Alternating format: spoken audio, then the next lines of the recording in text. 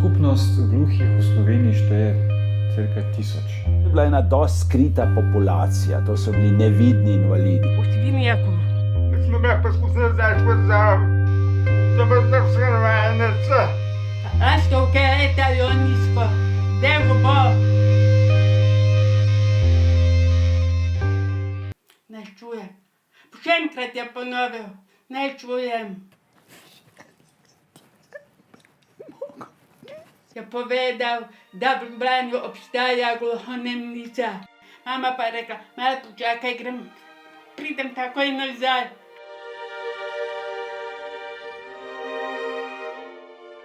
Šla, nisem je več videla.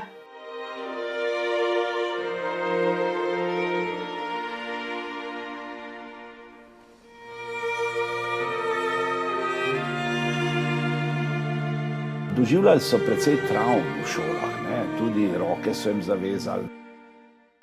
Otroci gluhih staršev se pravzaprav kar dobro poznamo med sabo. Smo tudi zelo dobri prijatelji. Zelo me je bilo sram. Zelo.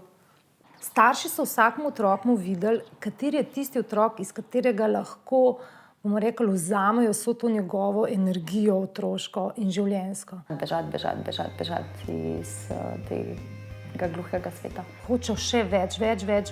Življenje z gluhimi starši je bilo po eni strani zelo bogato, po drugi strani pa sem se spraševal, zakaj imam gluhe starše. Strokovnjaka spraševati za napoved dogodkov nekaj 20-30 let je zelo koražno, še bolj bi bilo od mene, da odgovorim.